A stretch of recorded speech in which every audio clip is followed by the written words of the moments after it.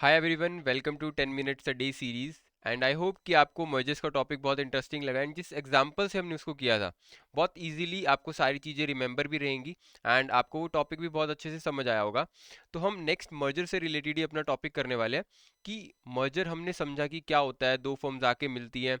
But अगर कोई दो फर्म आके मिल रही हैं तो डेफिनेटली उसका एक रीज़न भी होगा। जो हमें एक आइडिया तो लगा कि दो लोग आके क्यों मिलते हैं, क्योंकि वो अपने रिसोर्सेज को बढ़ाना चाहते हैं, वो ज़्यादा प्रॉफिट अर्न करना चाहते हैं। या फिर हमने ये देखा था हमारे एग्जाम्पल में कि एक कॉफ़ी वाला जो पर्सन है वो कॉफ़ी सेल कर रहा है एंड एक पर्सन बर्गर सेल कर रहा है। दोनों दोस्त हैं, आके इनोवेशन करते हैं एंड वो मर्ज करके कॉफ़ी प्लस बर्गर की वैन ओपन कर लेते हैं। इससे क्या बेनिफिट हो सकता है, क्या रीजन हो सकता है कि उन दोनों ने कंबाइन किया?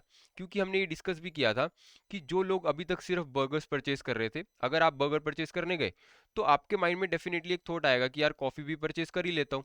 तो इससे बर्गर वाले पर्सन ने कॉफी भी परचेज की, विच मीन्स की सेल इंक्रीज हुई। अब जो पर्सन सिर्फ कॉफी परचेज करने जा रहा था, हो सकता है कि वो आइटम्स को देख के वो ये सोचेगा कि यार एक बर्गर भी परचेज कर लेता हूँ। तो यहाँ से क्या होगा कि दोनों कस्टमर्स जो सिंगल आइटम के लिए आ रहे थे वो दोनों आइटम्स को परचेज कर सकते हैं। तो मर्जर का क्या बेनिफिट हो सकता है वो हम आगे रीजंस देखने वाले कि क्यों हमने ये सोचा कि हमें मर्ज करना चाहिए, अपने बिजनेस को बढ़ाना चाहिए। तो सबसे पहला रीजन जो आता है वो आता है सिनर्जिस्टिक ऑपरेटिंग आपकी इकोनॉमीज। जैसे ए प्लस बी की हमने बात करी थी, जो मिलके क्या हो जाएंगे, ए बी हो जाएंगे एंड वो अपना एक कंप्लीटली अलग बिजनेस, न्यू बिजनेस स्टार्ट करते हैं। ठीक है। यहाँ पे क्या होगा, जैसे ए अगर कुछ प्रॉफिट अर्न कर पा रहा है तो वो क्या होगा कि जो भी बेनिफिट्स उसको अपने बिजनेस से आ रहे हैं वो सिनर्जी रिप्रेजेंट करता है एंड बी को कुछ बेनिफिट्स हो रहे होंगे। बट जब ये दोनों कंबाइंड होंगे, जो हमने अपने अभी एग्जांपल में भी स्टडी किया कि क्योंकि ये सिर्फ क्या सेल कर रहा है, बर्गर सेल कर रहा है ए, एंड बी क्या सेल कर रहा है, कॉफी सेल कर रहा है।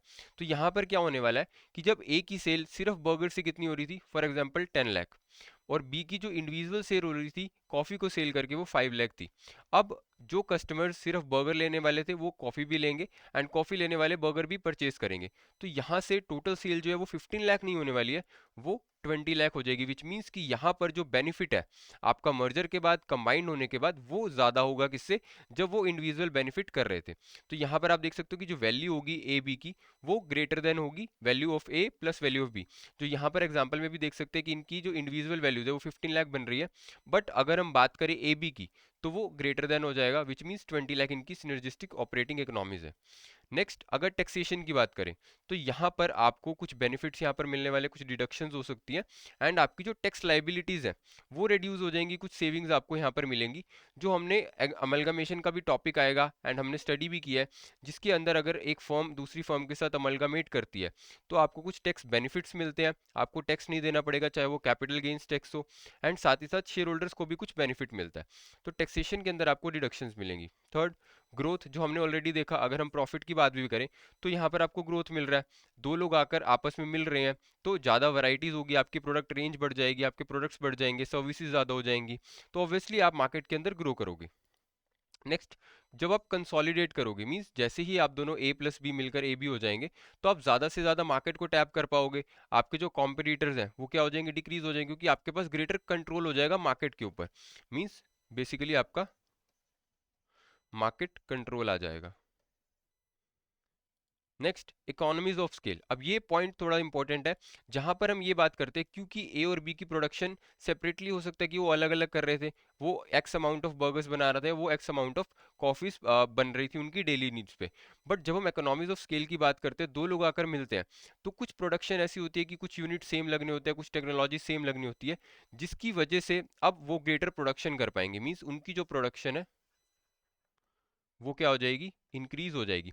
इंक्रीज होने की वजह से, क्योंकि यहाँ पर क्या होगा कि अब आपकी जो पर यूनिट कॉस्ट है, पर यूनिट कॉस्ट क्या हो जाएगी, डिक्रीज हो जाएगी। इसको हम बोलेंगे इकोनॉमीज ऑफ स्केल। जैसे ही आपकी प्रोडक्शन इंक्रीज होगी, कोई भी चीज़ अगर आप ज़्यादा क्वांटिटी में बना रहे हो तो आपका वो सिमिलर प्रोसेस लगना है, सिमिलर रॉ मटेरियल लगना है एंड उस पर जो लेबर लगनी है उसके थ्रू आप क्या कर पाओगे, आपकी जो पर यूनिट कॉस्ट बन रही लग रही है उसको बनाने की, वो आप धीरे धीरे रिड्यूस करोगे जैसे ही आपकी प्रोडक्शन बढ़ेगी। तो स्मॉलर जो अनलिस्टेड कंपनीज हैं वो एक्वायर करती हैं एक लार्जर को, पब्लिक लिस्टेड कंपनी को, जो हमने स्टडी भी किया था हमारे रिवर्स मर्जर के अंदर। एंड जो वर्टिकल मर्जर्स है, जिसमें हम क्या करते हैं, बायर सेलर रिलेशनशिप बनाते हैं, हम हम या तो सप्लाई चेन के अंदर फॉरवर्ड मूव करते हैं, बैकवर्ड मूव करते हैं, वो किस लिए करते हैं? ताकि हम प्रोडक्शन के ऊपर कंट्रोल कर पाएं एंड अपनी पर यूनिट कॉस्ट को डिक्रीज कर पाएं। ऑब्वियसली अगर हमारी पर यूनिट कॉस्ट डिक्रीज हो जाएगी तो हमारा जो प्रॉफिट मार्जिन है वो भी बढ़ जाएगा एंड हम ज़्यादा से ज़्यादा ग्रोथ कर पाएंगे। नेक्स्ट कुछ और रीजंस क्या हो सकते हैं मर्जर के, जो बहुत ही सिंपल है। इकोनॉमीज ऑफ स्कोप, आपकी सर्विसेज इंक्रीज हो जाएंगी। पहले आप बर्गर और सिर्फ कॉफ़ी अलग अलग सेल कर पा रहे थे, बट जैसे ही आप साथ आए आपकी सर्विसेज इंक्रीज हो गई। इकोनॉमीज ऑफ वर्टिकल इंटीग्रेशन, जो हमने देखा वर्टिकल मर्जर्स के अंदर, कि आप जैसे ही सप्लाई चेन के अंदर फॉरवर्ड या फिर बैकवर्ड मूव करते हो, आपके पास कंट्रोल आ जाता है सप्लाई चेन का, प्रोडक्शन का, पर यूनिट कॉस्ट को डिक्रीज कर सकते हो। साथ ही साथ कुछ कॉम्प्लीमेंट्री रिसोर्सेज आ जाएंगे।